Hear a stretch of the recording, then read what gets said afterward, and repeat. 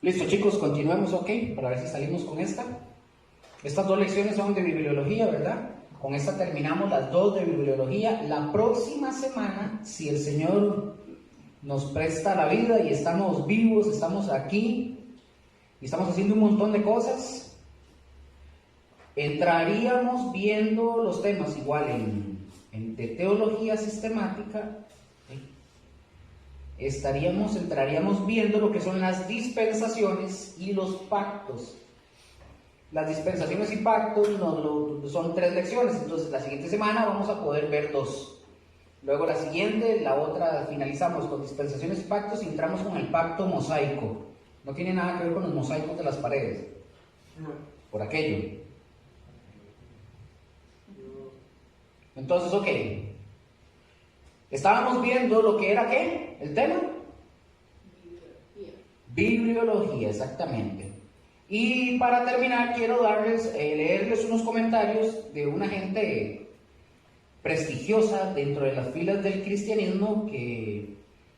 Vean ustedes el concepto, se los voy a leer para que ustedes vean el concepto que ellos tienen o tenían y que más bien nosotros deberíamos también de tener acerca de la Biblia. Nada más... lo que quiero es leerles son los comentarios y luego vamos a pasar al tema ahorita que nos ocupa, que es, ¿verdad?, la división general de la Biblia. Que ahí Raquel me hizo una observación ahora excelente, ¿verdad?, que está en todas. Sí, porque si no llego aquí yo... Nos perdemos. Sí, llego así como, ¿qué pasó aquí? Eso me pasa bastante, ¿verdad? Ya lo han notado. Entonces que nos toca, que es las divisiones, que es el tema.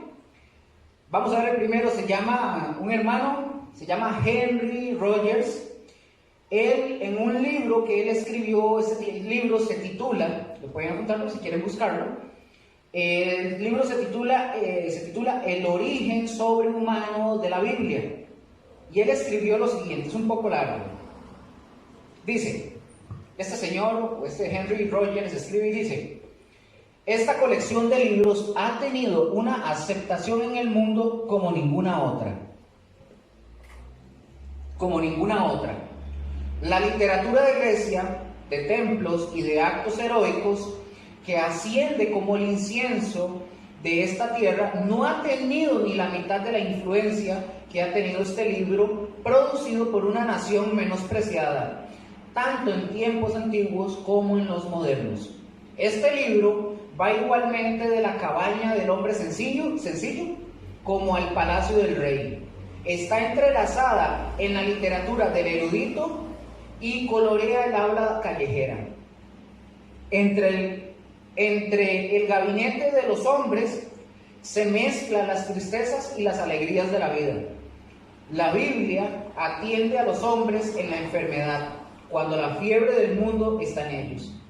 Es la mejor parte de nuestros sermones, nuestras mejores oraciones están basadas en sus historias con las cuales nuestros padres, los patriarcas, oraron.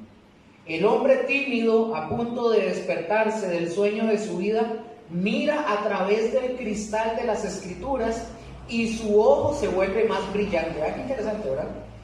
No tiene miedo de estar solo o andar en el camino desconocido. Tomar la mano del ángel de la muerte y decir adiós a la esposa e hijos. Unos 1000 famosos escritores surgirán en este siglo para ser olvidados en el próximo. Pero el hilo de plata de la Biblia no está flojo, ni la taza de oro rota, como una crónica del tiempo. Sus decenas de siglos han pasado. Henry Rogers dice que la Biblia en realidad ocupa, y hasta sin saberlo, ojo, yo no sé si ustedes han escuchado, que hasta sin saberlo incluso, la Biblia, algunos, digamos, que se aprendieron alguna palabra o algo, o alguien dijo algo chistosa de ella, que alguien dice algún comentario. Nunca he escuchado gente que dice comentarios incluso de la Biblia que ni siquiera han leído. Y lo hacen hasta de chiste y vacilan, pero lo toman como parte de expresión del lenguaje de la gente. Y también, entonces, vean qué increíble, dice él que la Biblia ocupa, sin saberlo, esos lugares que la gente incluso que ni siquiera la conoce, la lee, hasta chistes hace de la Biblia. ¿Verdad que interesante? No lo saben y sin querer ahí está. Otro personaje más para avanzar con eso. Este señor se llama Lewis Sperry Chafer, no Chapa, ¿verdad? Lewis, escribe Lewis o Lewis Sperry, S-P-E-R-R-Y, Chafer. Sperry dijo, este señor dijo: la Biblia no es la clase de libro que un hombre habría, ojo, lo voy a repetir. La Biblia no es la clase de libro que un hombre habría querido escribir si hubiera podido, ni podría haberlo escrito, aunque hubiera querido. O sea, ¿a quién se lo...? Nadie. Que alguien diga, o sea, tiene que tener demasiada imaginación una persona para hacer eso. Definitivamente solo Dios. Es decir, que realmente la Biblia sí es excepcional, porque la Biblia, lo vimos en los temas anteriores, que la Biblia abarca básicamente todo lo que nosotros pudiéramos hablar, todo, y platicar acerca de las cosas de Dios, tanto ocultas como manifiestas. Vamos ahora sí, ya dejamos a Chafer y a Rogers y curioso, porque digamos, muchos tanto que no son creyentes como otros escritores que son creyentes sacan sus propios libros y todos los sacan a la escritura, aunque no quieren reconocer que es de la Biblia, ¿verdad? Más que todos los que no son creyentes, y sacan muchas cosas. No. Como hablábamos ayer un poco, a veces los psicólogos sacan mucho, o sea, yo veo, mucho está aquí, en otras palabras, pero lo sacan de aquí. De hecho, ustedes sabían que muchas de las películas de ciencia ficción, muchas, están basadas en la Biblia. Muchas. Mucho de lo de la Biblia. No hablemos de Armagedón y todo eso, pero sí hay muchas películas que sacan ideas. No digo que todo, ¿verdad? Sí. No digo que todo, pero mucho está basado en lo que la Biblia enseña. Nada más que lo tiran a la ficción y un sinfín de cosas, ¿verdad? Nada que ver. Bueno, chicos, vamos a entrar. El tema: división general de la Biblia. Y vamos a ver de qué partes consta la Biblia y quiénes intervienen en la Biblia. Vamos al primer punto. Dice que la Biblia está organizada de la siguiente manera. Esto con respecto al Antiguo Testamento, ¿verdad? Bueno, perdón, en la primera división es sencilla. Está dividida en el Antiguo y el Nuevo Testamento. Estas son las primeras dos divisiones, es súper fácil. Sí, ahí está. Y el hecho de que nosotros hablemos, por ejemplo, del Antiguo Testamento, escuchen esto, no quiere decir de ninguna manera que el Antiguo Testamento no está en operación. Hay gente que dice, ya el Antiguo Testamento pasó, está caducado, ya el Señor no es verdad, hay que tener cuidado con eso. Como dicen que está caducado, no quiere decir para nada ni en lo absoluto, simple y sencillamente nos habla de dos, ¿qué? De dos partes, pero pactos, dos pactos, está correcto, pero sí, dos pactos. Dos maneras en las que Dios trató en la antigüedad, y ojo, y que está tratando en este tiempo con nosotros. Entonces, vamos a ver la primera. El Antiguo Testamento se divide en tres partes. Ahora, les voy a hacer una aclaración, aquí lo estoy haciendo así. El Antiguo Testamento, en realidad, si nosotros lo vemos así por separado, por detalle, por ahorita yo lo agarré todo general, pero se divide en cuatro. Pero no lo pongan, después lo vemos y después les explico por qué. Porque el primero en las divisiones está bien, así como yo se los pasé, son los libros históricos que va de tal a tal. Pero si usted agarra de Génesis hasta Deuteronomio, si mal no recuerdo, eso se le llama el Pentateuco o la Torá. Okay. Pero lo agarré general. Desde Génesis hasta Esther, estamos hablando de libros históricos en el Antiguo Testamento, ¿verdad? Y encontramos también los libros poéticos que van desde Job hasta el Cantar de los Cantares. Luego encontramos la siguiente, la tercera, que nos habla de los libros proféticos que abarcan de Isaías hasta Malaquías. Esto lo vamos a ver después, porque si ustedes agarran uno de los libros o la Biblia, ya ustedes lo vieron, ustedes van a encontrarse algo ahí extraño, porque son menos. Nosotros tenemos 66, tenemos 39 libros en el Antiguo Testamento, pero ustedes van a los libros de los judíos, van a encontrar 27. Eran 27, ¿verdad? No me acuerdo, ahorita lo veo. Sí, por ahí anda. Son menos, y uno dice, ¿pero por qué? Después lo vamos a ver para que vean por qué. Pero son los mismos, todos los que están, que nosotros tenemos desde Génesis hasta Malaquías, son los que ellos tienen. Pero es por el acomodo y por otras cosas. Pero es lo mismo, todo lo que viene. El siguiente, el Nuevo Testamento, vamos a ver. Voy a hacerles aquí la observación, por ejemplo, con el libro de los Cantares, antes de ver esto. ¿Cuántos de ustedes han leído el libro del Cantar de los Cantares? ¿No lo han leído? Sí. Bueno, este es un libro que habla del amor, y aunque a nosotros podemos tomar expresiones de amor y traerlos a nuestra relación con Cristo, la verdad es que ese libro fue escrito para hablar del amor entre parejas.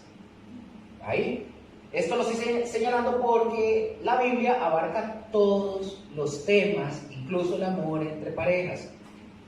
Obviamente yo no le voy a decir a Rose, ¿verdad? Es que tus mejillas como las cachetes de un cordero y tus ojos como los de una paloma o cosas así, si no me sopapea. Tal vez no lo vea feo, pero no lo va a comprender así como tan romántico, porque es una época completamente distinta. Entonces no lo podemos hacer de esa forma.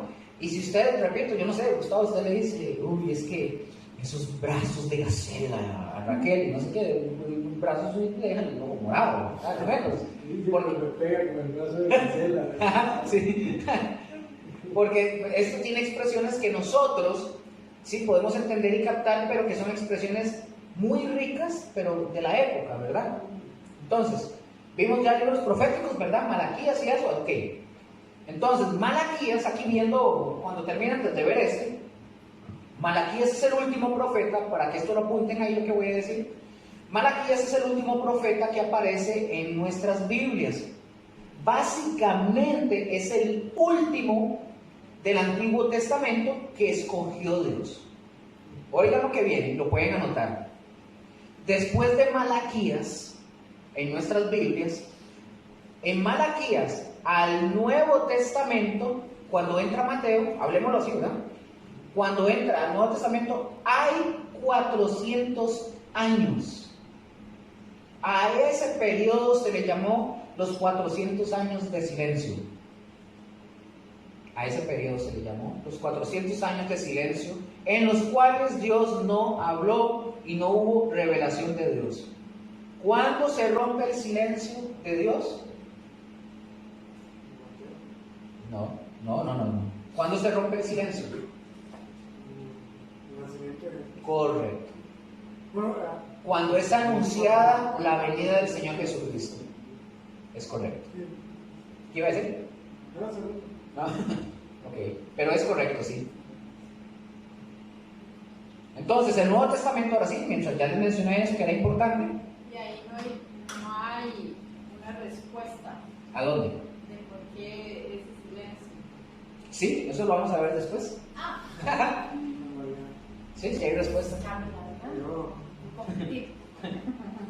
Entonces, el Nuevo Testamento está dividido de la siguiente manera, como lo vemos ahí en la pantalla. La primera división, ¿cómo se llama la primera? Los libros históricos. ¿Y de dónde van esos libros históricos?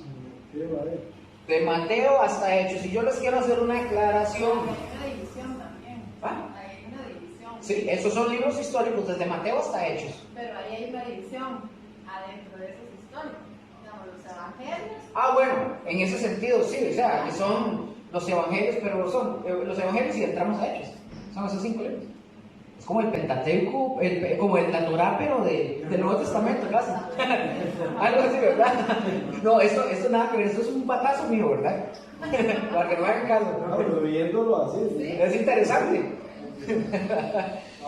Entonces, el hecho, eso mismo iba a decir, el hecho de que nosotros hagamos esta clasificación, esto que estamos haciendo, no viene en la Biblia. Esta es una clasificación que los seres humanos han hecho, ¿verdad? Eso es para que haya un orden, y es bonito, la verdad, se puede entender muchas cosas. Que fueron los humanos los que hicieron estas divisiones, y no quiero que vayan a caer en el error, que piensen que porque son históricos, ojo con eso, no tienen aplicación práctica sobre nuestras vidas. Ojo con eso, sino que simple y sencillamente nos estamos refiriendo a que habla de la historia.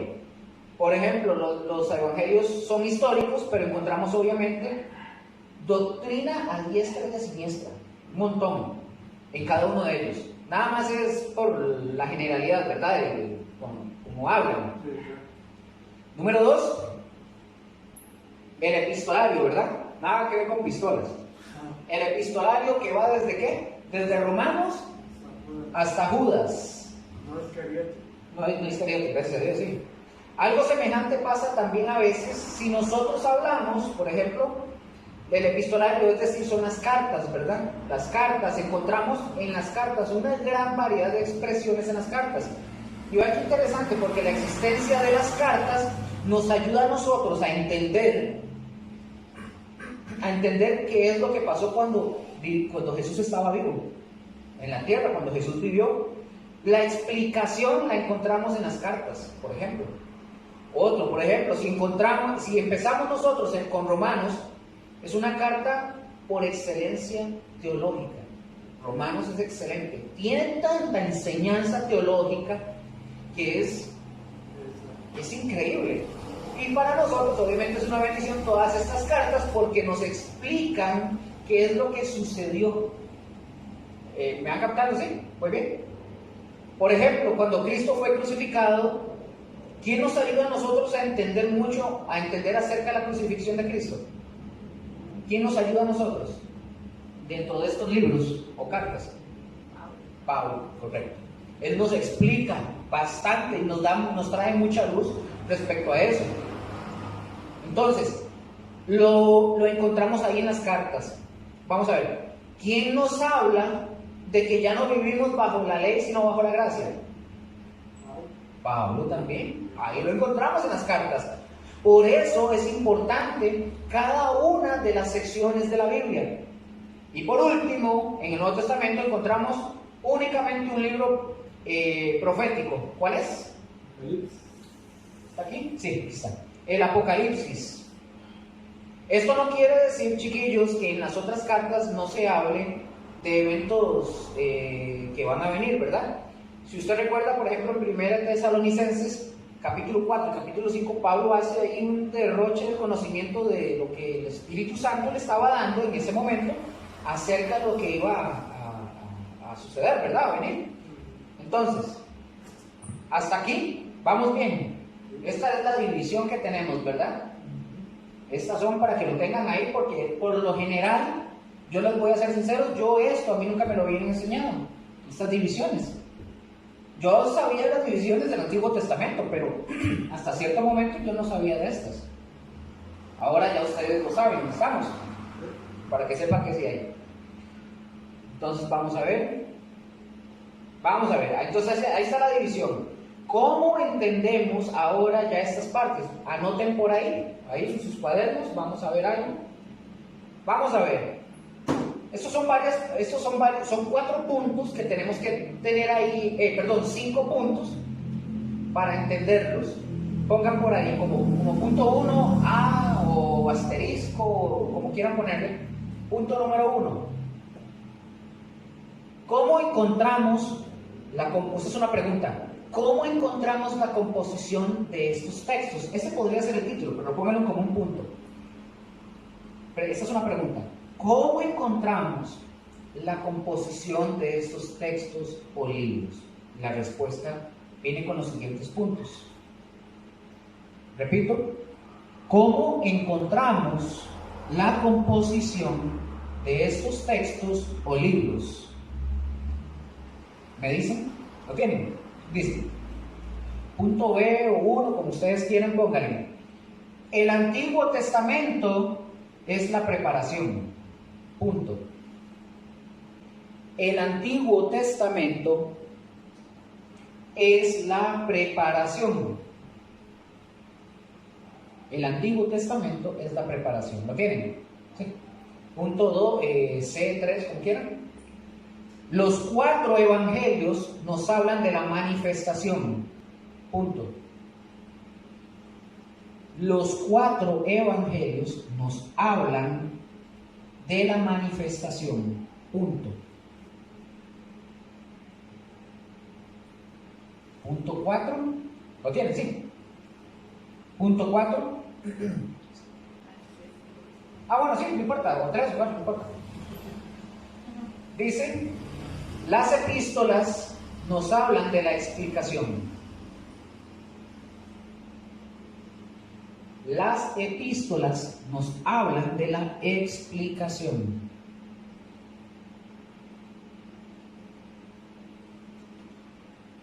¿Listo? Y el último, el Apocalipsis, es la consumación. El Apocalipsis es la consumación. Entonces, ¿cómo encontramos esa composición de esos libros? Así está la composición, como lo acaban de tener ahí. El Apocalipsis es la consumación. ¿Estamos ahí, verdad? Ok, entonces vemos que desde Génesis 3:15, lo vimos ahora, vemos la preparación o la llegada o la venida del Señor Jesús a la tierra. Y recordemos, ¿cuál es el centro de la Biblia? Dios. Jesucristo, sí, Dios, Jesucristo. Los evangelios son la manifestación del Señor Jesucristo. Las epístolas son la explicación de la obra del Señor Jesucristo. Y el Apocalipsis vendría siendo la consumación de todo lo que dice la Escritura. ¿Vamos bien ahí? Recordemos que el Apocalipsis, nosotros encontramos una nueva creación ahí, el paso básicamente a la eternidad después del juicio final, ¿verdad? ¿Vamos bien? ¿Van entendiendo? Sí. Vamos a hablar ahorita a lo que corresponde ya a la división de la Biblia de los seres creados. Y nos vamos a referir de los seres creados porque básicamente desde que el Señor dijo sea, empezó a haber vida en el planeta, pero no hubo vida no solamente vegetal, sino también vida animal.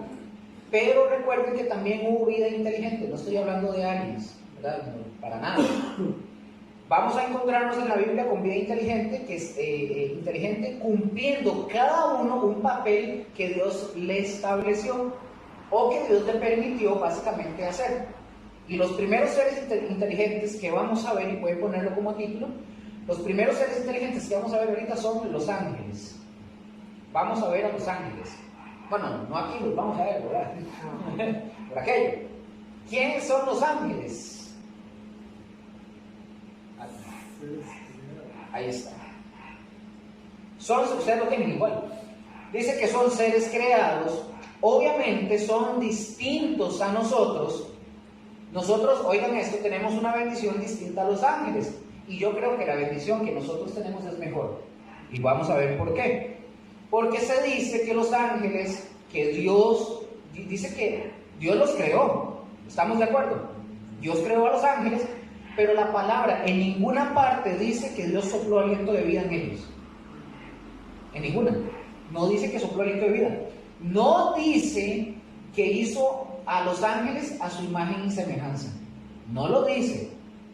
Dice que creó todo. Los únicos seres creados, y lo vamos a ver, somos nosotros, los seres humanos. Es decir, somos seres inteligentes. Supuestamente, ¿verdad? Potata, comillas, pueden ponerlo. Y existe un error en el que a veces nosotros caemos por fijarnos en lo que, por no fijarnos, en lo que dice la Escritura, por ejemplo, de los ángeles. Se dice, ustedes escucharon a Jesús que él dijo que los ángeles no se casan ni se dan en casamiento. ¿Recuerdan esa escena? Cuando le preguntan a él que quién iba a casarse con aquella mujer que tuvo como 700 esposos, todos se murieron, y cuando llegue al reino de Dios, ¿quién se va a casar con la mujer? Entonces él empieza a decir que los ángeles no se casan ni se dan en casamiento. ¿Recuerdan? Bueno, ahí está, pero ahí lo van a recordar después.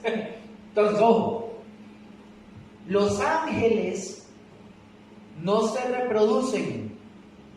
Pongan atención. Los ángeles no se reproducen y debido a esto mucha gente ha interpretado que los ángeles son seres asexuados. Es decir, que no tienen sexo. Y eso no es verdad. Lo vamos a ver después en hermenéutica, cuando nosotros encontramos, por ejemplo, digamos, esta palabra, cuando viene esta partícula adelante, es una negativa. En palabras griegas aparece mucho. Agnósticos, cuando la palabra eso ya lo había visto ustedes, que no haga cara de digamos, pero esto es como negativo. Cuando usted ve esta partícula antes, aquí, esta partícula nos dice que es no sexual o sin.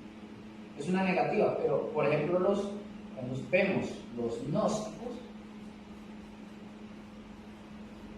el gnosticismo, lo vamos a ver después a fondo, el gnosticismo cree en que se puede llegar a obtener el conocimiento.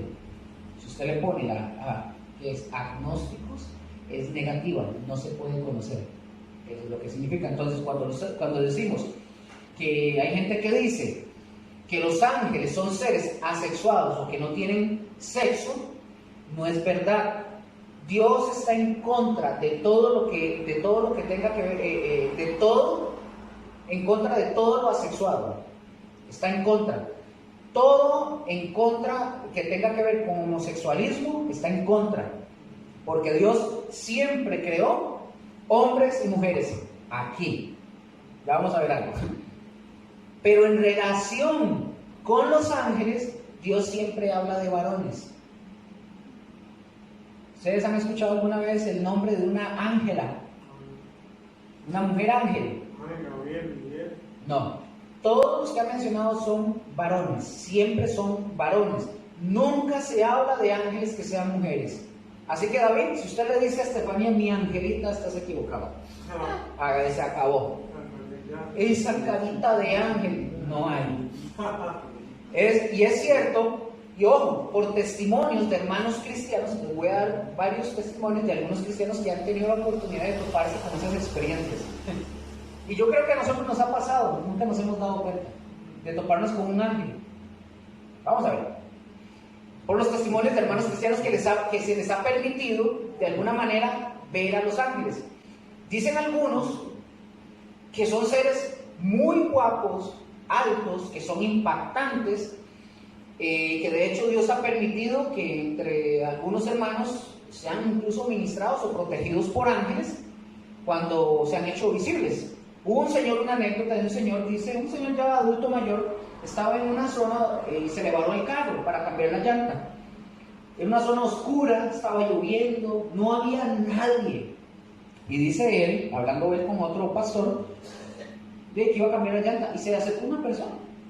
No sabe quién era, se le acercó y le dice, les ayudo. Le ayudó, claro, le cambió la llanta y que él donde hizo así, muchas gracias por recoger, y ya no había nadie. Y dice, ¿pero dónde está? ¿Para dónde se fue? No había nadie. Entonces dice este señor no lo afirma, pero dice, pudo haber sido un ángel. Pero no lo vio más. En una calle, así, pero sola. No era que había edificios, era como rural. Otra anécdota. Había unos señores, dicen que eso fue como en los 70s, 80s, los mandan a una misión a una ciudad, no aquí en Costa Rica. Resulta que esa ciudad era extremadamente católica, ¿verdad? Y los mandan al pastor, a la esposa y a su familia, y los mandan a ese lugar.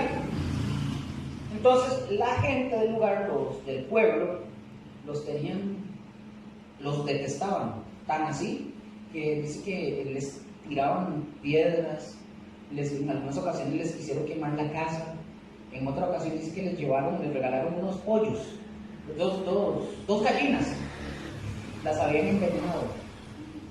Una la cocinaron, se la comieron como si nada. Y dice que la hija se fue al patio y dice: papi, ¿qué le pasa al pollo? Dice que están haciendo eso. No me lo tocó y dice: está envenenado. La gente les envió la comida envenenada. Sí, entonces no les pasó nada. Pero dice que un día el pueblo, ya cansados, se levantaron, y es una historia real, dice que se levantaron, se fueron con antorchas, con armas, con un montón de cosas, porque los iban a ir a matar. Los iban a ir a matar. Entonces el pastor toma a su hija y a su familia y a su esposa y les dice: vean, ya, no nos vamos a poner así, vengan y denme. Sí. Le dio una escopeta a cada uno. Tenían escopetas, porque son como de campo. Tenían escopetas, póngase aquí, si ellos entran, y dice que venían allá, ya venían con la turba de gente, y se detuvieron allá y se quedaron así. ¿Qué es eso? Se quedaron quietos observándolos, dieron media vuelta y se fueron. No supieron qué pasó. Pasan unos años, entonces la gente se empieza a convertir, y uno de ellos que venía en esa turba ya se había convertido, y le dice que se le acerca y le dice: mira, tengo una duda, ¿por qué aquella vez que ustedes venían para matarnos, por qué se detuvieron? ¿Por qué no siguieron? ¿Qué fue lo que pasó? Y le dice: no, hombre, usted está loco, ¿cómo íbamos a avanzar con esos 5 tipos grandotes que estaban encima de su techo? Vea, a mí se me eriza la piel de pensarlo. Dice: esos tipos que estaban en el techo, grandotes, no nos íbamos a meter con ellos. Y ese que iba a hacer: ¿cuáles tipos? ¿Ustedes me pueden explicar? A mí no me pasó, yo no puedo afirmarlo, pero son experiencias que a las personas les ha pasado. Probablemente a nosotros nos ha pasado y no nos hemos dado cuenta. Probablemente. Entonces, muchas veces, como le acabo de decir, muchas veces tal vez nosotros hemos sido ministrados o protegidos de alguna manera por algún ángel y no nos hemos dado ni siquiera cuenta. Y dice la palabra que estamos en el tiempo de los ángeles. ¿Y dónde encontramos nosotros actividad de ángeles? En la Escritura, un libro específico, donde se mueven mucho. No. Ahorita. Sí. Ajá, ¿no? Correcto. Ahí se ve muchísima actividad de los ángeles que se mueven. No significa que no tenían trabajo, ¿verdad? Antes. Entonces tal vez a nosotros, por distraídos, tal vez no nos damos cuenta, pero es donde vemos a los ángeles actuar, como en Apocalipsis. Y no quiere decir, como acabo de decir, que no es que no tuvieran trabajo que hacer. Dice la Escritura que ellos están para ministrarnos y que algún día nosotros vendríamos a la salvación, y ahí están ellos también. Dios los puso y tienen una función y fueron creados por Él para que les sirvan o les sirvieran al Señor, y obviamente Dios los usa, ¿verdad? La pregunta ahí: Dios podía decir y dar la orden, un ejemplo, sin la necesidad de que nada se moviera, pero sin embargo Dios usa ángeles. Y nosotros vemos igual en la Biblia que Él los usa, son seres creados, son de utilidad, obviamente entendiendo el hecho de que los ángeles no se casan y no se dan casamiento, no quiere decir que son asexuados. A propósito, el sexo no tiene nada que ver con los genitales. La gente interpreta que los genitales ese es el sexo como tal, y el sexo se refiere a las características biológicas y fisiológicas que definen al hombre y a la mujer. Yo puedo quedarme sin testículos y yo dejo de ser hombre por no tenerlos, aunque hable así. Una mujer que pierde, que le quitan, y eso va a quedar ahí. Una mujer que le quiten los senos deja de ser mujer. Una mujer que le quiten los órganos como el útero, algunas que les quitan el útero, les quitan los ovarios, dejan de ser mujeres. No. Entonces no tiene que ver con los genitales. Por eso. Entonces los ángeles, por eso vemos el tema de los ángeles. Y entonces eso nos define a nosotros como hombres, como mujeres. Por eso los ángeles son varones. Si ustedes vienen y ustedes me dicen: no, yo creo que hay ángeles, mujeres, no importa. Si la Biblia lo dice, necesito que me lo demuestre, pero no lo dice. Bueno, yo estoy en ese rango. Porque digamos, por ejemplo, cuando se lee la palabra de Dios, a veces cuando se habla de la palabra hombre, y no significa que sea hombre masculino, porque se habla de humanidad. Y en la humanidad entramos mujeres y hombres, ¿verdad? Entonces, ¿puede ser que se utilice igual? No, con los ángeles no. Porque cuando está hablando solo de los hombres y de la creación del hombre, es específica. Es solo el hombre no es un ángel. Nosotros no somos ángeles. Pero cuando sí menciona la palabra que dice, cuando por eso, y lo digo perfectamente, cuando dice el hombre es pecador, obviamente está haciendo mención tanto a hombres como a mujeres. Pero en el tema de los ángeles no existe una sola mención de que hayan ángeles mujeres. De hecho, son varones. No menciona. De hecho, yo tengo una enseñanza que es sobre los ángeles. Eso lo vamos a ver en algún momento. Y son de los ángeles. Ahí la tengo, la estoy alistando para. Y otra pregunta. Esa es una pregunta. Del soplo de vida. Sí. Se dice que no hay soplo de vida sobre los ángeles, ¿verdad? Soplo de vida de ser, que no sé cómo explicar, pero digamos, de soplo de vida, pero los ángeles tienen vida, porque se mueven y andan y todo. Entonces, ¿por qué dice usted que no hay soplo de vida? Porque, uno, la Biblia no lo menciona. La Biblia lo que sí menciona es que Dios sopló aliento de vida en el hombre, no en los ángeles. No nos da los detalles, pero tampoco nos da una luz para decirnos a nosotros, como decir, también los ángeles son creados a mi imagen y semejanza, que Dios lo diga, ¿no? De hecho, si usted ve la Biblia, y lo vemos en Daniel y en muchos otros pasajes, vemos, obviamente son como ciertas similitudes o características que tal vez pueden ser figurativas, pero nos dice cómo son algunos ángeles. Algunos dicen que tienen 6 alas, otros tienen aquí unas caras y son bichos raros. Entonces no son a imagen y semejanza de Dios. Porque si fueran a imagen y semejanza de Dios, o tuvieran, por así decirlo, una relevancia como la del hombre. De hecho, la palabra dice, que dice el Salmo, si mal no me equivoco, me hiciste menor que los ángeles y aún así el Señor nos ve a nosotros. Más bien, por eso digo, los ángeles seguro se sorprenden de ver la misericordia de nosotros. Nosotros somos menores que los ángeles. Si ustedes y yo nos tuviéramos que enfrentar a un ángel, estaríamos muertos.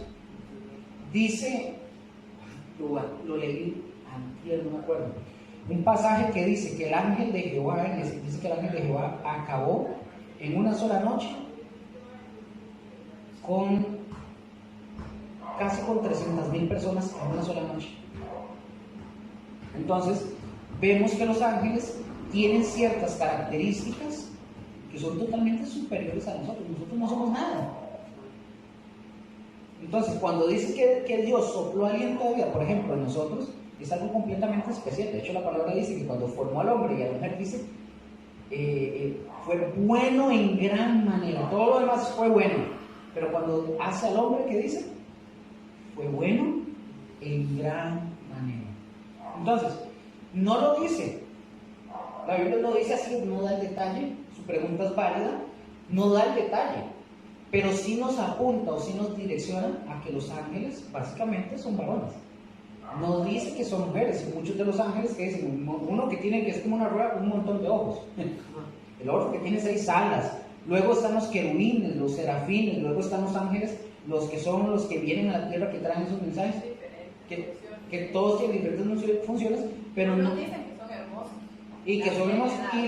Y muchas de las apariciones que han habido de registro, no solo aquí, sino también en la Biblia, son varones. Cuando Jesús resucita, dice que había un ángel sobre la piedra. O 2 ángeles, eran uno, no recuerdo. Y le dice, ¿a quién buscáis? Era un hombre, era un varón. Y los otros que se aparecen en el transcurso también de la Biblia son varones. Los que llegan a Sodoma y Gomorra son varones, porque Sodoma y Gomorra se los querían comer. Sí, pero eso sí, ellos llegaron a buscar y que sacaran a los hombres que estaban ahí. Ajá. Dice, ¿quiénes son estos hombres? Ellos los querían. Y él, Lot, les ofrece a las hijas y se las rechazaron. Querían a los hombres. Y da a entender que eran hermosos. Eran muy hermosos. Ah, claro, quedaron sorprendidos. Imagínate. Entonces, no lo dice como tal, no lo menciona, pero sí da la alusión, sí lo da como a entender, por así decirlo. No, pero igual yo por haber hecho Entonces, para seguir, es decir, o nosotros, hablando de la sexualidad, como le decía, somos ángeles, somos hombres o mujeres, pero los ángeles son varones, no son mujeres. Así que, carita de ángel, la Estefanía se acabó. Y de los seres creados, escuchen, racionales, están enseguida de los ángeles, oigan esto, siguen los gentiles. Los gentiles. Ahí terminamos con los ángeles. Ahora vamos a ver a las naciones gentiles actuando. Todos, escuchen esto, todos, absolutamente todos descendemos de Adán y Eva, ¿o no? Sí, ¿verdad? Y eso es un hecho que incluso es científico, y se dice que todos venimos de una misma sangre, como lo dice la Biblia.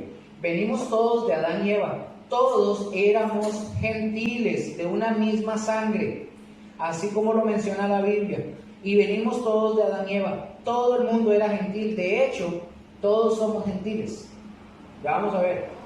Pero cuando Dios decide que hay una nación de la cual va a nacer el Mesías, es cuando ya hay una nación diferente a los gentiles. Pero todos somos gentiles, básicamente. Nosotros, vamos a ver, nosotros sí seguimos siendo gentiles, y yo quiero que entendamos esto.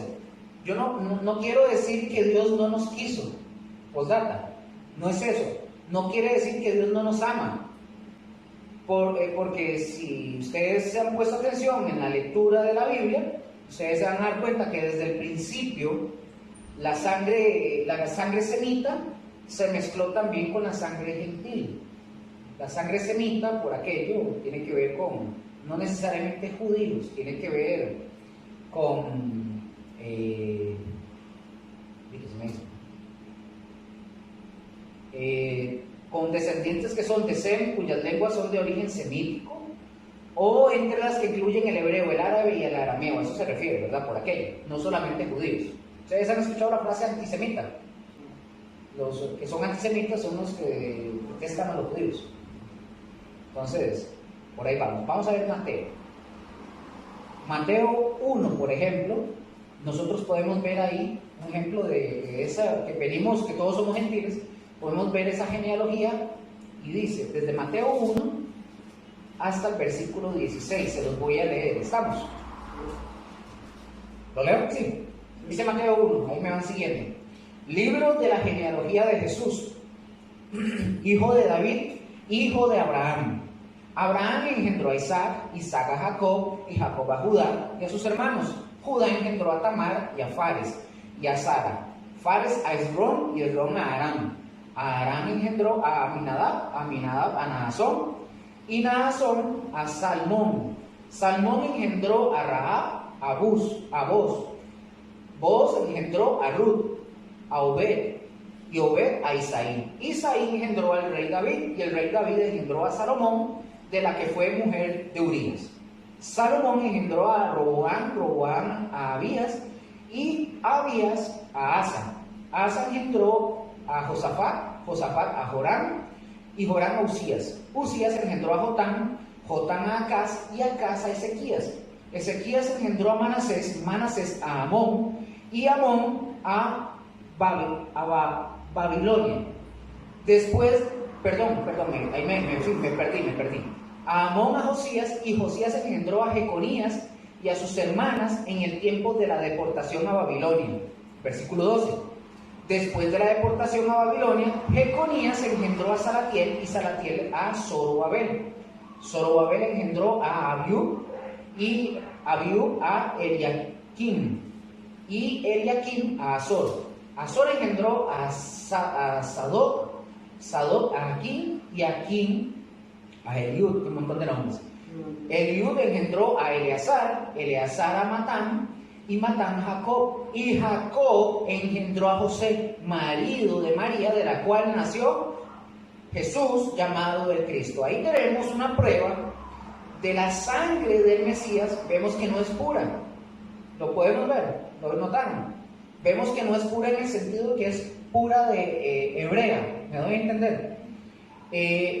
Así judío, ¿verdad? En el sentido judío o de israelita, como usted lo quiera imaginar. ¿En dónde está esa genealogía? ¿Desde dónde la vemos? Sí, pero desde alguien específicamente.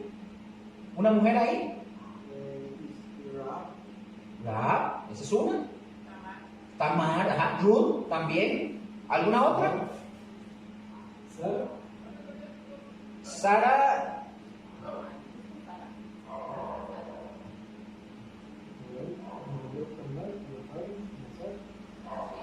Pero vemos, por ejemplo, aquí nosotros vemos, como dije, en Ruth hay una, ¿verdad?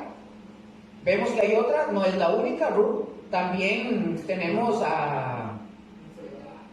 Ay, ¿cómo se llama? Creo que está aquí, no la puse. ¿La Moabita? ¿Cuál era? Ah, no, Ruth era Moabita. Ojo, suave, aquí vamos, ahora sí, ya, pensé que me había perdido. ¿No? Pongan atención. En los tiempos de Josué, si más no me equivoco, Dios dijo, pongan atención, Dios dijo que jamás entraría un moabita a la congregación de Israel. Lo dijo Dios. ¿Qué pasó ahí? Ruth era moabita. ¿Por qué Ruth aparece ahí? Y no solo en la congregación de Israel, sino que aparece en la descendencia de Cristo. ¿Por qué? ¿Tienen alguna idea? Puede ser una. ¿Pero por qué? Si Dios dijo que jamás iba a entrar un moabita en la congregación de Israel, ¿por qué si entró Ruth?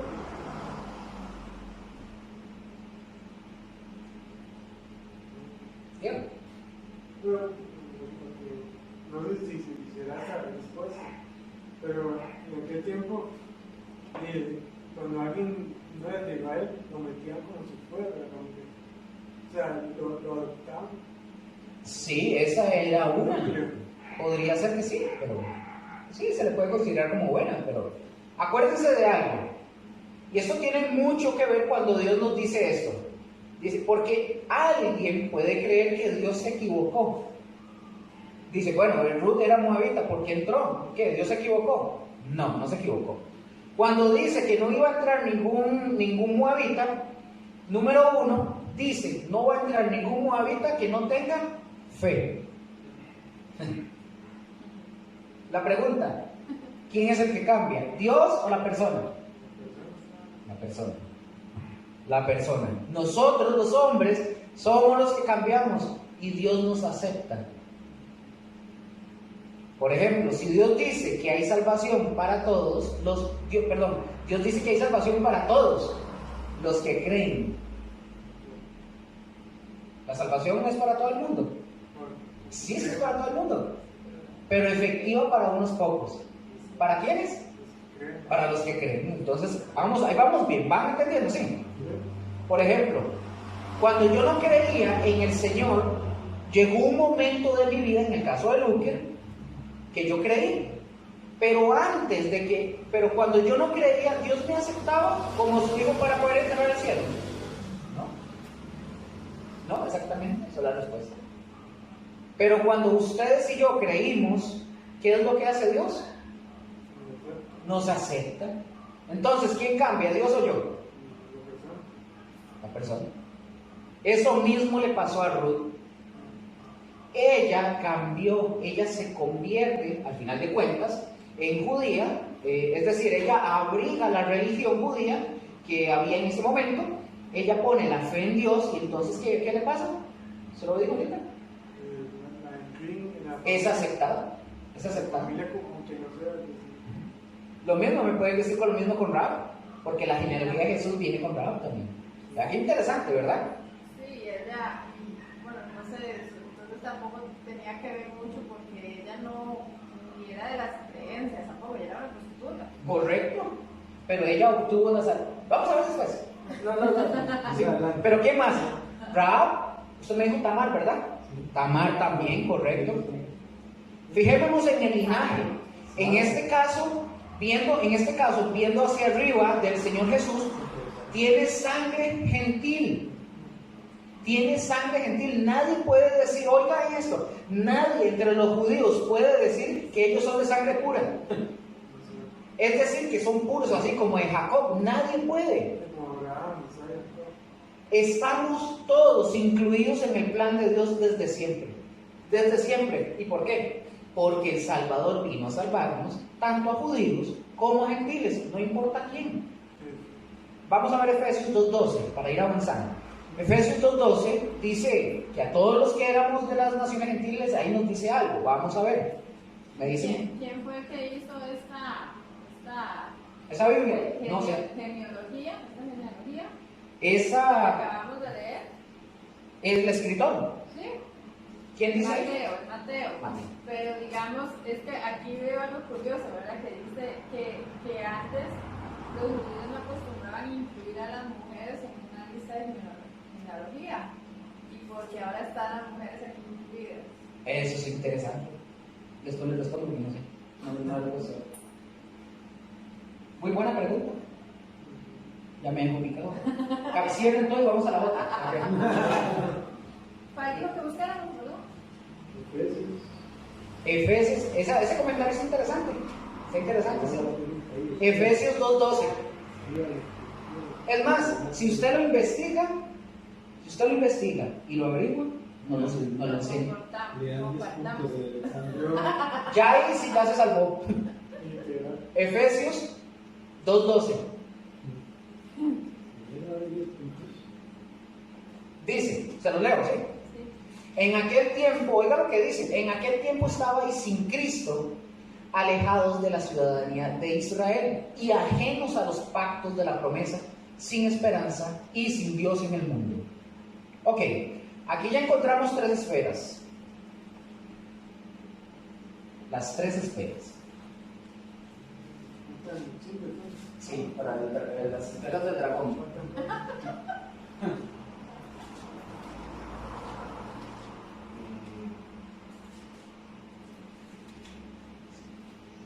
Ok. Tres esferas.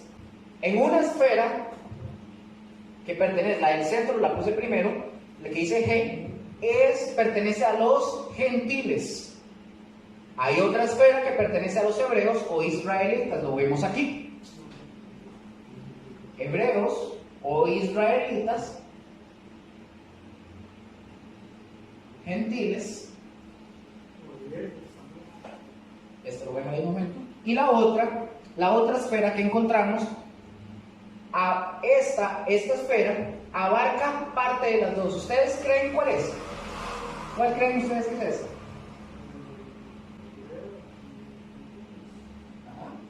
Esta abarca parte de estas dos. Tenemos tres esferas: los gentiles, los hebreos o israelitas y ¿la qué? La iglesia.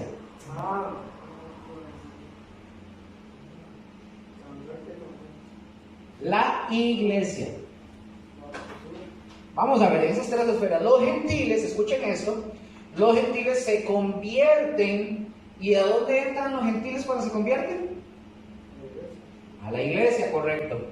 Los hebreos o los israelitas que se convierten al Señor Jesucristo, ¿dónde entran?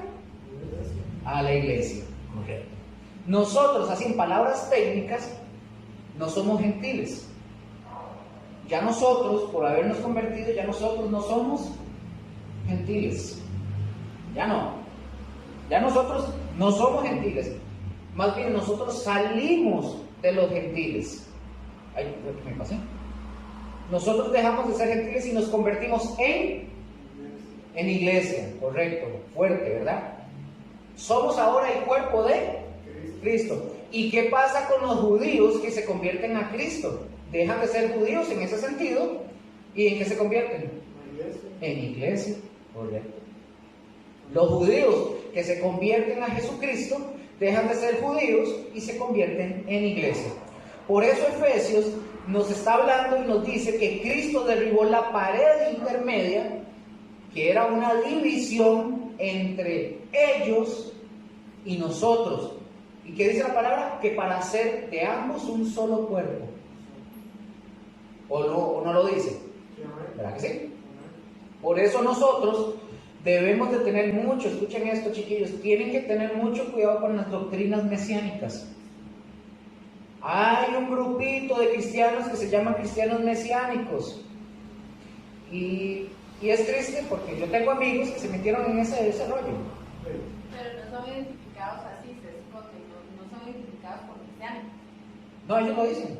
Lo dicen. Sí, ellos se identifican como el mesianismo, mesiánicos, cristianos mesiánicos. Tal vez, pero son...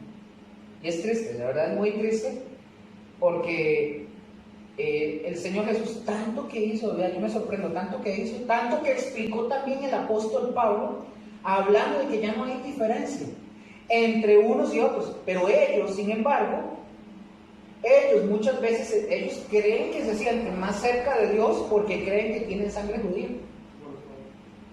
En el blog, si ustedes entran, yo tengo una enseñanza de quiénes son ellos. Ahí está todo. De hecho, los judíos de cepa, los de cepa, los judíos de verdad, los hebreos de verdad que practican el judaísmo, los detestan. Porque los judíos mesiánicos no son ni judíos, ni hebreos, ni nada. Son gente evangélica que se metieron a recibir cursos de actualización y ahora se sienten rabinos. Muchas veces ellos se sienten más cerca de Dios porque ellos creen que tienen sangre judía. Ellos, ojo lo que dicen, ellos empiezan a llevarse, a jalar gente de las iglesias, los que están más chuecos, según ellos.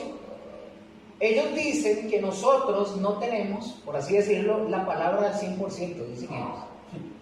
Y que la interpretación de la palabra tampoco al 100%, dicen que no la tenemos. Porque ellos dicen que nosotros no somos salvos. ¿Saben por qué? ¿Saben por qué ellos dicen que nosotros no somos salvos?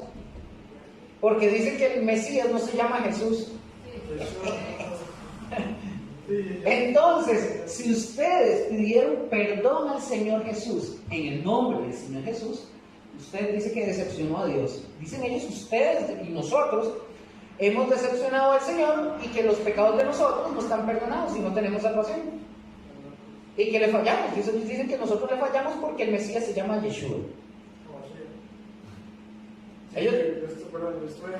Entonces, eso es una tontería inmensa y tengan mucho cuidado porque así engañan a la gente en muchas iglesias y se los están llevando y los están metiendo en el mesianismo. Muchas de estas personas ni siquiera se saben de memoria ni Juan 3:16. Pero los tienen practicando o aprendiéndose de memoria los nombres de Dios en hebreo. Los nombres de Dios, las bendiciones en hebreo, a pronunciarlo y hasta escribirlo.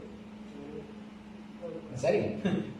Y todo esto es una falsedad. No existe división. Ya no hay pared intermedia entre nosotros. Ya no. En cuanto al nombre del Señor Jesús, les pregunto, bueno, si usted se dirige a Dios con respeto, con cualquier nombre del Señor, ¿Dios sabrá que usted se está dirigiendo a Él? ¿Qué dice usted, Raquel? Si nosotros nos acercamos o nos dirigimos a Dios con respeto en cuanto al nombre, sabrá Dios que si usted le está diciendo a Él, usted le puede decir Yeshua, o usted le puede decir otro nombre, ¿usted cree que Dios la está escuchando? ¿Sí? Porque ellos dicen, yo le hice una pregunta un día a uno, le hago yo, es decir, que dice que se pasó del cristianismo al mesianismo. Le digo yo, entonces usted me está diciendo que cuando usted se arrepintió, usted pidió perdón en el nombre de Jesús, usted recibió su salvación en ese momento, en aquel tiempo, usted empezó a recibir bendiciones, usted, el Señor te bendijo, el Señor se ha mostrado en ese momento, ahora usted viene a decirme a mí que todo eso era falso. Que entonces, ¿quién te bendijo anteriormente? Es que no hay que decirle Jesús es Yeshua, que no sé qué es y lo otro y está mal, porque entonces, ¿quién te bendijo? Si usted recibió la salvación en el nombre de Jesús, usted también, usted y yo, en el nombre de Jesús. Entonces resulta que desde aquel momento hasta la fecha no somos salvos. Entonces hemos estado en vano viniendo a la iglesia, que Dios tenga un trato con nosotros, haciendo un montón de cosas. Si Dios a ustedes les ha hablado, entonces no es Dios. Entonces significa que ustedes tienen que convertir al mesianismo para que ahora sí, Yeshua, y hablarle al Eterno o hablarle a Elohim y no sé qué. Hay que hablar, entonces para que entiendan. Y ahora que hablas de eso, pues sí, ¿verdad? Sí hemos visto personas cercanas que hablan, que no puede ya uno decirle, ni siquiera decir Dios o Jehová, porque ahora hay que decir esos nombres de los grandes. Incluso también hemos visto, topado con otro, un día de esos nos llamaron la atención, y ahí quisiera saber la opinión de ustedes, hasta por la abreviatura, de que es una falta de respeto a decirle al Dios, el grande, poderoso y soberano, decirle Diosito, cuando uno está orando, cuando uno se está expresando con otra persona, de decirle, Diosito me cumplió, Diosito me escuchó, Diosito esto. ¿Y ahí qué opinan ustedes? Bueno, vea qué interesante, porque como acabo de decir, si nosotros nos acercamos al Señor con respeto, como debe de ser, voy a hacer esto y lo voy a decir así. ¿Ustedes creen que Dios es como tonto, como para entender de que uno le está hablando a Él y decirle, digamos, yo le puedo decir, ay, es que Diosito está lindo, y yo no lo digo de forma despectiva. Es un cariño, es como cuando usted le dice, es un padre, ¿no? Porque entonces yo no le podría decir papito. no, por eso, pero si usted lo dice de una, voy a ponerles un ejemplo. Vean, muchos de estos mesiánicos aparecen y vienen y te dicen, y se lo digo, y se lo digo porque a mí me ha pasado toparme con gente así. Nosotros tenemos expresiones en nuestra forma de expresiones como costarricenses. Nosotros decimos ojalá. Yo digo ojalá a cada rato, pero usted se lo habla con un o evangélico de esos extremistas o estos mesiánicos, usted dice, ay, ojalá yo pueda ir a tal cosa. No diga eso, porque ojalá es una expresión que es ojalá, hablar del Dios de los árabes. No a sé mí qué. me encanta comer pollo. Eso, ya iba a eso. Entonces, ¿qué pasa? Ellos son tan, o sea, el fanatismo y la ignorancia es tanta, porque recuerden que a ellos les enseñan todo esto a que sea en hebreo. Les enseñan que sea en hebreo y todo tiene que, entonces ellos no mencionan el nombre de Dios como nosotros, ellos es el Eterno, o el Elohim, o como el otro es el Hashem, no sé qué. Bueno, también esa pieza. Entonces, El eterno. sí, entonces, esas expresiones, por ejemplo, si yo le digo a Dios, yo me refiero a Él como el Eterno, yo estoy bien. Si yo me refiero a Dios como Dios, estoy bien. Si yo me refiero a Dios como Jehová, estoy bien. Si me refiero a Dios como mi Padre, estoy bien. Entonces ellos vienen y te dicen, es que a mí me encanta eso. No, me encanta no, porque eso es ser conjuros mágicos. Repito, contextualicemos las cosas. Vayámonos al contexto de nosotros. Nosotros somos ticos, nosotros ya tenemos expresiones muy nuestras. Y yo digo, hoy ojalá terminemos esta clase temprano, ¿verdad? Por ejemplo, yo no estoy hablando de Alá, es una expresión. El fanatismo te lleva a decir, es como los que dicen, vamos a poner el lenguaje inclusivo.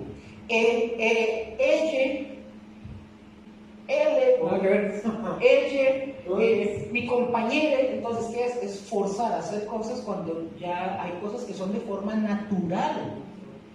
Yo digo ojalá, yo no estoy hablando de Alá, es una expresión muy de nosotros. Me encanta hablar de tal cosa. Yo no estoy hablando de encantamientos ni de conjuros. Son expresiones muy propias de nosotros. Ya ahí es donde caemos en el error del fanatismo y de las locuras de que no diga eso. No, el nombre de Dios es este. Suave. A ellos uno digamos, porque sí, se adivina. Yo lo Mucha digo. gente lo toma mal. ¿Ustedes me han escuchado decirlo aquí? Usted no es adivino, porque Dios no es adivino y ¿sabe quién me lo dijo? Entonces, se van, o sea, Son extremos. es un decir de nosotros, es que, y nosotros, digamos, nosotros como ticos, si vamos a otro país, sí tenemos que tener cierto cuidado. Como cualquiera otro que venga aquí. Como otros que Porque vengan a aquí. veces una palabra es una vulgaridad ya. Porque o digamos, revés también. aquí se dio un caso con el suegro era que así, con el suegro, el papá era con unos españoles, Ajá. que para ellos el hablar vulgar no es malo, y eran cristianos, Ciertas frases que tal vez para ellos no son vulgares. y las decían aquí, Y todo el mundo, todo el mundo, pero es que hay que ver siempre las cosas de parte de la cultura.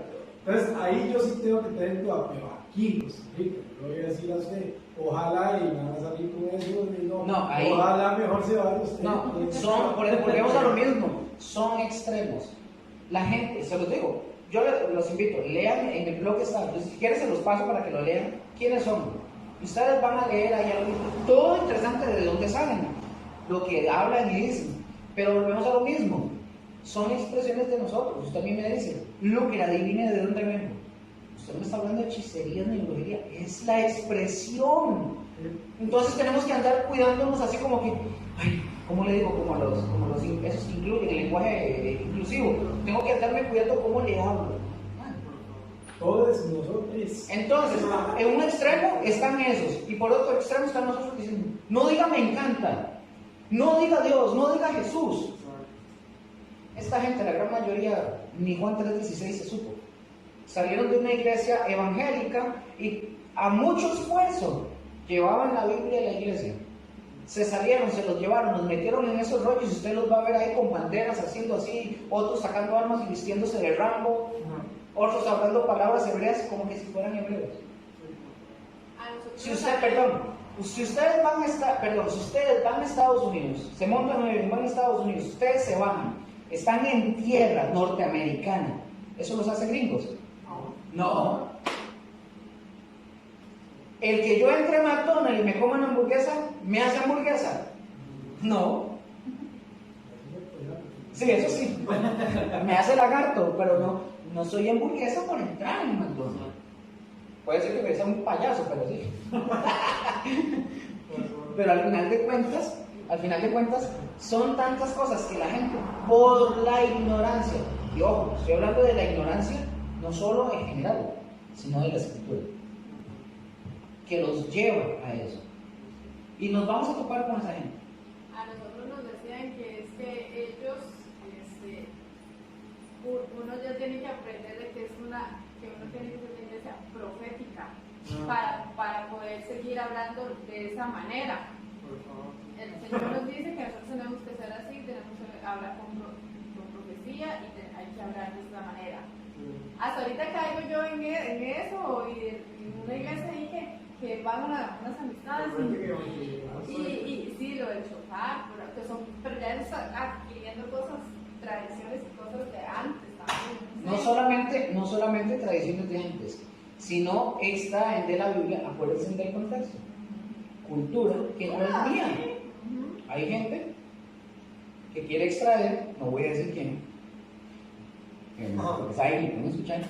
Tengo una amistad que dice lo que yo les comenté ayer, que dice que él es el que tiene que proveer y trabajar porque la Biblia lo dice así en el Antiguo Testamento.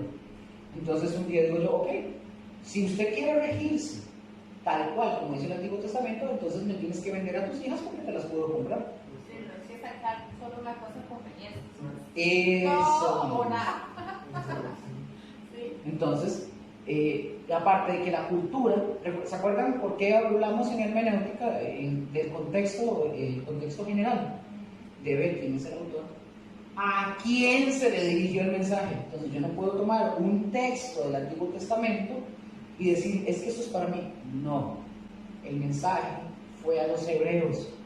Hay cosas que tenemos que aprender a interpretar para poder aplicarlas a nuestra vida, pero no significa que yo no tengo que guardar el sábado. A mí no se me prohíbe comer cerdo. Los judíos no lo hacen, pero yo no soy judío. Y la ley de que ellos no comieran ni cerdo, ni bichos del mar, ni pulpo, que rico. Yo sé, ¿cómo que rico? Es tan rico La prohibición no es para mí ni para ustedes. Si usted quiere adoptar la cultura, tiene que cumplir la cultura. El que vive, dice la palabra, que el que quiere vivir por la ley, por ella tiene que morir. Yo vivo por la gracia. Y no estoy justificando gracia como la oportunidad de pecar. Porque a nosotros se nos manda varias cosas en el Nuevo Testamento. A los gentiles los querían judaizar. Entonces, Pedro, Pablo, no recuerdo, manda a decir que a los gentiles no los estorben con eso. Solo si tenemos que compartir algo ambos, tanto judíos como gentiles. Dice, a los gentiles no les pongan cosas que no tienen nada que ver con ellos. Ellos comen ardillas, ellos comen culebras, ellos hacen eso, déjenlos. Ellos no hay que circuncidarlos. Pero sí hay algo que los judíos y nosotros sí tenemos que hacer. Es abstenernos de fornicación, de sangre y que de ahogado. Eso es otro, que esto lo vemos. Pero dice que de fornicación y de no comer sangre. Eso lo dice la palabra. Hay un contexto ahí, pero abstenernos de fornicación porque la fornicación abarca los pecados sexuales y un montón de cosas más. Y a eso sí nos manda a ambos. Eso es algo que no sé. Bueno, yo no como eso, pero hay un contexto interesante también en eso. También si quiere comer, lo puede comer. Los judíos no lo hacen.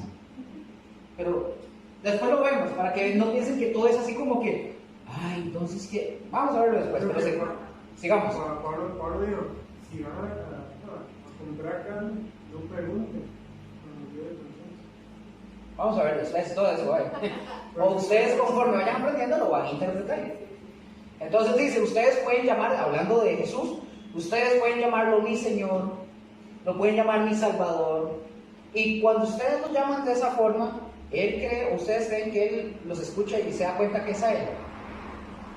Pues sí. Si ustedes lo llaman el dador de vida, Señor, Padre, Él entenderá. Sí. Entonces es absurdo, las doctrinas mesiánicas, entre otras más, ¿verdad? Tengan mucho cuidado. ¿Por qué? Porque eso solamente trae confusión.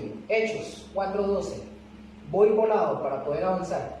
Se los voy leyendo mientras ustedes están ahí. Hechos 4:12. Dice Hechos 4:12. Y en ningún otro hay salvación, porque no hay otro nombre bajo el cielo dado a los hombres en que podamos ser salvos. ¿Y cuál es ese nombre? El nombre del Señor Jesús. Nuestro Señor Salvador Jesucristo es el único en el que hay salvación. Es el nombre del Señor Jesús. Y Dios le ha otorgado a los gentiles, de los cuales estamos hablando, ¿verdad? Nos ha otorgado muchísimo poder, y recordemos que hasta que los judíos, oigan esto, que hasta los judíos vuelvan a tomar el control en Jerusalén, que todavía no lo tienen. Esto, si ustedes están viendo eso, que ya los judíos tomaron el control en Jerusalén, significa que el Señor ya vino por los judíos y ustedes se quedaron. Sí. ¿Verdad? Significa que ya está aquí en la tierra. Pero mientras tanto, a estos tiempos se le llama en la escritura el tiempo de los gentiles. Y si ustedes han leído al profeta Daniel, ustedes lo van a encontrar. Les voy a dar los versículos para que los apunten y los puedan ir viendo. De Daniel. Daniel capítulo 2, del 31 al 35. 2, 31 y 35. Daniel, ahí mismo, de Daniel son. Capítulo 7, versículos 13 al 18. También Daniel, capítulo 7, versículos 26 al 27. Ahora, ¿desde cuándo? ¿Desde cuándo? Hasta que pase, ahora sí. ¿Desde cuándo dejó de ser el tiempo de los judíos y se convirtió en el tiempo de los gentiles? No, ¿desde cuándo? Ahí está. Porque Babilonia se llevó cautivo al pueblo de Judá. Correcto, ahí está. Exactamente, desde que Babilonia se llevó cautivo al pueblo de Judá, ahí comienza el tiempo de los gentiles. Ahí comienza, eso lo vamos a ver más o menos cuando entremos a las dispensaciones. Ahí comienzan los grandes imperios en la tierra. El primero, ahí están. El primer imperio que es gentil es Babilonia, que es Nabucodonosor, es la cabeza. Número 2, el imperio medo-persa, con Ciro a la cabeza. Número 3, el imperio que es de Alejandro Magno, el macedonio griego de ese tiempo. Y el número 4 es el imperio gentil, que nosotros todavía vivimos, que precisamente es el imperio romano.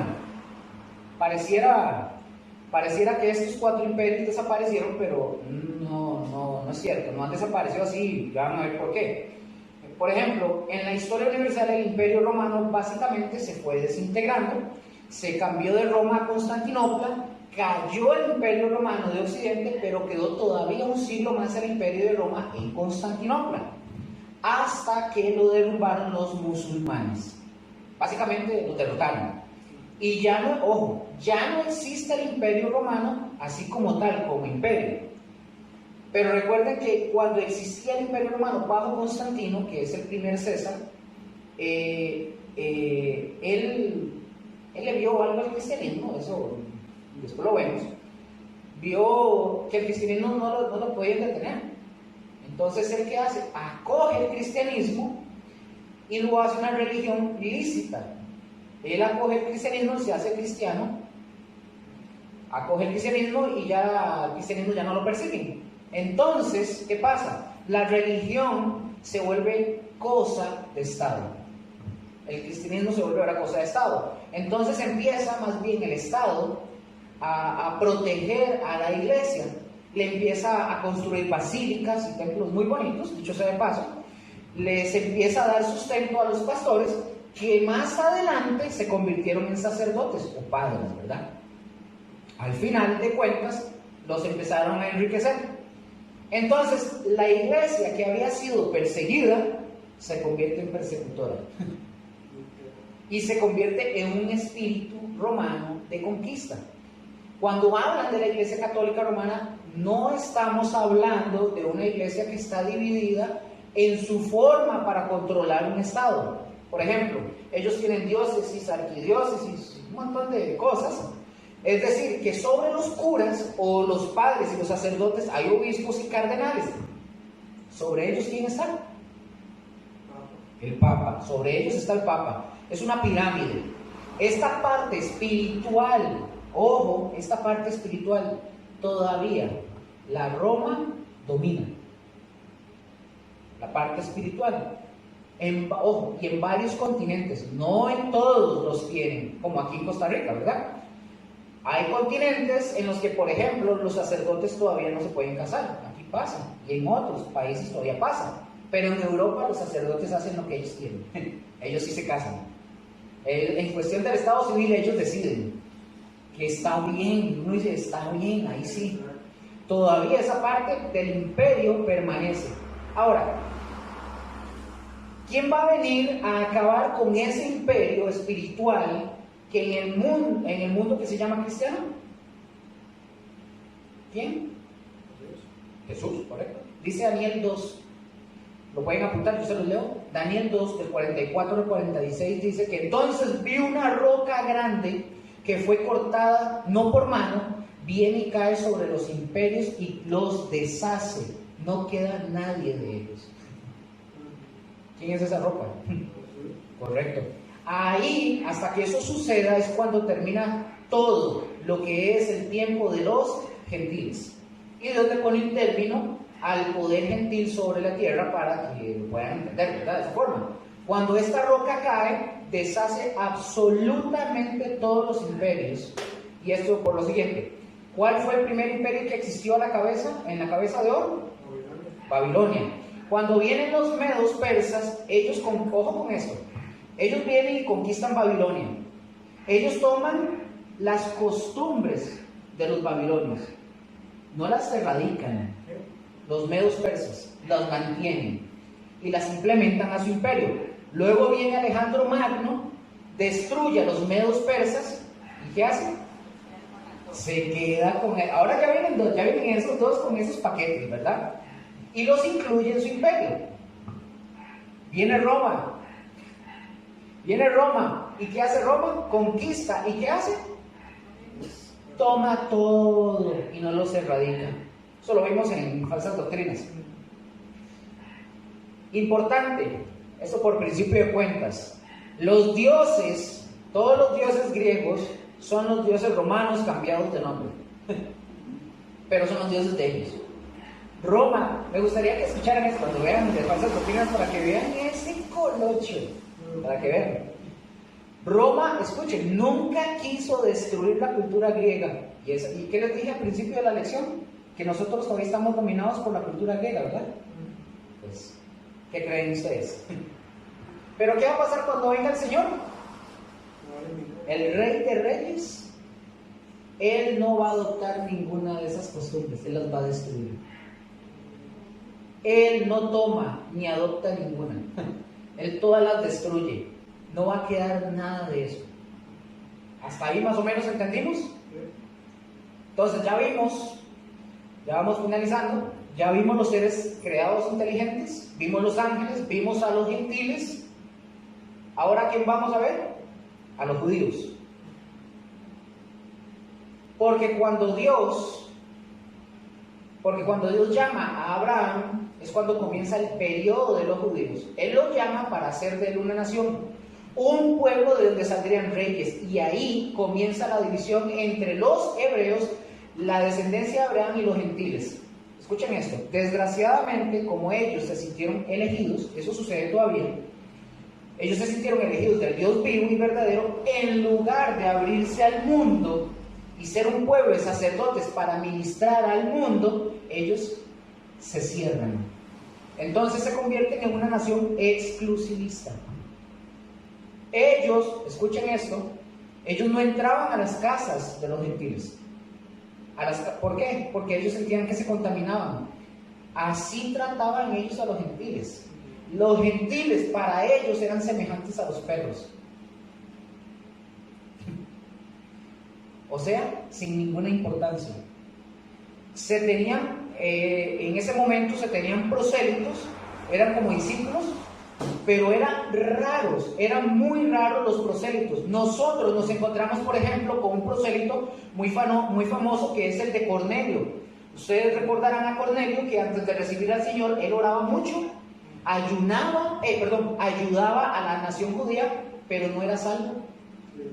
No era salvo. Él creía en Dios, pero no era salvo. Fue salvo cuando viene Pedro, y Pedro le trae el mensaje del Evangelio. Y él recibe a Cristo en su corazón, entonces es salvo, pero antes no era salvo. Y este tipo de prosélitos eran pero muy exclusivos. No cualquiera podía formar parte de ese tipo de prosélitos. Además, el prosélito de los judíos era bien peligroso. Recordemos lo que dijo Jesús sobre los prosélitos. Dice el Señor Jesús, Él les decía, que van y hacen prosélitos, pero los hacen 2 veces más hijos del infierno que ustedes. O sea, entonces Dios comienza a trabajar con esta nación, pero en el sentido de que pierde los privilegios la nación israelita, ¿verdad? Por eso nosotros estamos llamados y somos nación santa. ¿Se acuerdan ese texto? Somos pueblo adquirido por Dios. ¿Para qué somos pueblo adquirido? ¿Se acuerdan? Para anunciar. ¿Para qué somos ahora una nación de sacerdotes? Para que anunciemos las virtudes de aquel que nos salvó.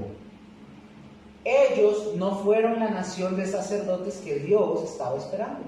Y Dios estaba viendo que en el pueblo de Cristo había una nación de reyes y sacerdotes. Entonces, básicamente para nosotros no nos quedemos callados cuando tengamos que anunciar esas virtudes. Hay que decirlo, hay que hablarlas. Y Él no quiere que nosotros cambiemos antes de que vengamos a Él. Él se encarga de trabajar en nosotros, en nuestras vidas, para que nosotros dejemos todo lo pecaminoso y vengamos a la salvación. Y esa salvación no es una salvación intermitente. Hoy sí soy salvo, mañana no. Hoy sí soy salvo, mañana no. Porque entonces no sería vida eterna. Y la salvación que Dios nos da la seguridad eterna. Entonces, sí hay diferencias con los judíos, pero los judíos ¿qué hicieron? Se cerraron. Y ellos pensaron en ellos nada más. Ahora, no los ha desechado. Postdata, ¿verdad? Dios no los ha desechado. Tampoco caigamos en el error de pensar que Dios ya los desechó. Romanos 11:24, se los leo de una vez, lo pueden anotar. Dice: porque si tú fuiste cortado del que por naturaleza es olivo silvestre, y contra naturaleza fuiste injertado en el olivo, ¿cuánto más estos, que son las ramas naturales, serán injertados en su propio olivo? Porque no quiero, hermanos, que ignoréis este misterio, para que no seáis arrogantes en cuanto a vosotros mismos, que ha concedido a Israel endurecimiento en parte, hasta que haya entrado en plenitud de los gentiles. ¿Cuándo sabemos que va a estar la plenitud de los gentiles? ¿Que va a estar lista? Cuando el Señor Jesús, correcto, regrese por su iglesia. Entonces sigue diciendo: y luego todo Israel será salvo, como está escrito: vendrá de Sión el libertador, que apartará de Jacob la impiedad, y este será mi pacto con ellos cuando yo quite sus pecados. Recordemos,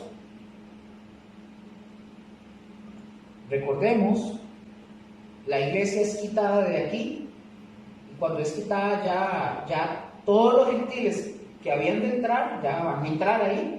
Y entonces, ¿qué es lo que va a pasar de ese momento? Se van a levantar 144,000 judíos que se van a poner a predicar la palabra a su pueblo, y ellos van a irse convirtiendo.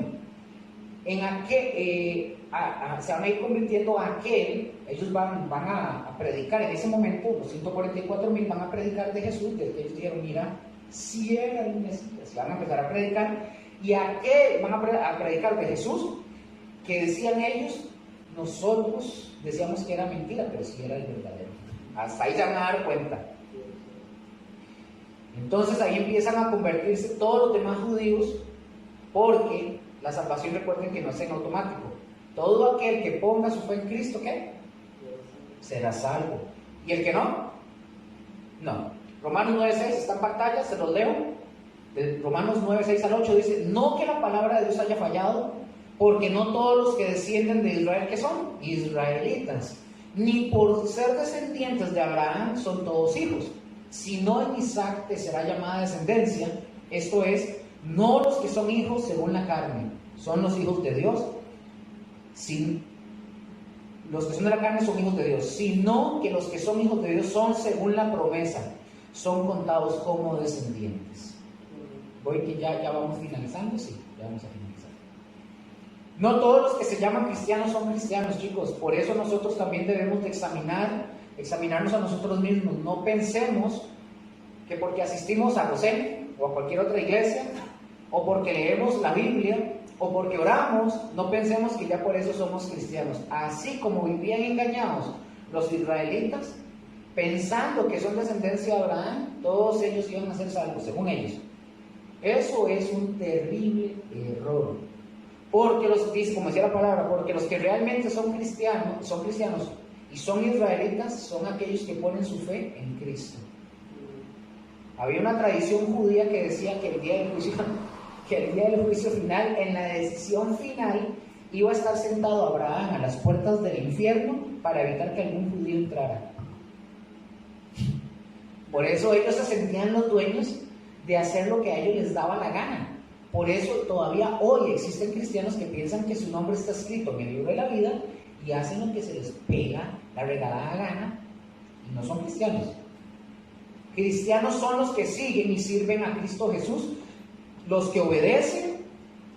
Y dijo Jesús en el capítulo 6 de Lucas 46, capítulo 6, versículo 46, dice: ¿por qué me llamáis Señor, Señor, y no hacéis lo que yo digo? Únicamente podemos llamarle Señor a aquellos que obedecemos, no que seamos perfectos, ¿verdad? Sino que obedecemos y nuestro corazón está atendiendo en pos de la voluntad de Dios. Y ahí mismo estábamos leyendo Romanos, ¿verdad? 9, dice, versículo 6, creo: no que la palabra de Dios haya fallado, porque no todos los que descienden de Israel son israelitas, ni por ser descendiente de Abraham todos son todos hijos, sino en Isaac te será llamada descendencia. Versículo 8, esto es, No los que son hijos según la carne son los hijos de Dios, sino los que son hijos según la promesa son contados como descendientes. Si ustedes se fijan, ya vamos a finalizar. Y en ese versículo del 46, también hay que, aunque no seamos perfectos, no tenemos que obedecer las cosas que nos convienen y dejar a otros lugar. Correcto. Ahí tenemos que hacer todo, porque si el Señor manda todo eso que tenemos que hacer, hay que hacer todo. De hecho, sí, hay que hacerlo. Hay que ser obedientes. Entonces, si nos fijamos, ahí está la afirmación de lo que yo les estaba diciendo, de que nosotros nos tenemos que examinar. Por eso Pablo nos recomienda y dice, examínense a ustedes mismos, a ver si están en la fe. No nos engañemos, porque nos podemos engañar. Porque podemos ser simples, ojo con esto, nosotros podemos ser solamente simples y sencillamente simpatizantes de la fe cristiana. Así hay muchos. Eso es lo triste. Hay que ver realmente qué es lo que a nosotros nos está moviendo en esta vida, en la vida cristiana y en este camino. ¿Qué es lo que a nosotros nos mueve? ¿Qué es lo que mueve a Raquel, a Gustavo, a David? Porque si estamos haciendo, ¿por qué estamos haciendo lo que estamos haciendo? ¿Es nuestro gozo realmente o lo hacemos por obligación? ¿O lo hacemos por acallar nuestra conciencia? Eso lo responde cada quien. Y es triste, qué triste sería llegar a aquel día, ¿verdad?, delante del Señor y decirle, Señor, ya vine. Y el Señor, ajá, ¿sí? Señor, pero yo hice milagros. Yo enseñé en la escuela Berea. Les di clases a Raquel y a Gustavo y hasta les hice presentaciones. Y les prediqué también a aquellos fulanos y eché fuera demonios. Y que nos digan, nunca te conocí hacedor de maldad. Si a ustedes no les causa susto o que les eriza la piel, pero ¿qué pasó? Se predicó el evangelio, echaron fuera demonios o echamos fuera demonios o hicimos milagros. Y eso no es garantía de ser cristianos. Eso no es garantía. Y a través de la historia han habido pastores incluso de iglesias cristianas que no son cristianos y que afortunadamente en algún punto de la vida se han dado cuenta y han cambiado. Algunos. Ustedes saben que hubo uno de esos famosísimos, se llamó John Wesley. John Wesley, él no era cristiano, ojo. ¿Y sabe qué hacía John Wesley? Él predicaba. John Wesley predicaba y no era cristiano. Mucha gente se convertía al cristianismo por lo que John Wesley predicaba. Y ojo con esto que dice, hasta que él un día se confrontó a sí mismo y entonces él se dio cuenta que él no tenía Cristo. Se dio cuenta que no tenía Cristo en su corazón y él enseñaba, lo que él enseñaba que había en la Biblia era porque sonaba muy bien, sonaba bonito, y que traía esperanza al corazón de la gente, pero gracias a Dios él se dio cuenta antes de que muriera porque él no era cristiano. Chicos, hasta la próxima semana y hermenéutica el miércoles.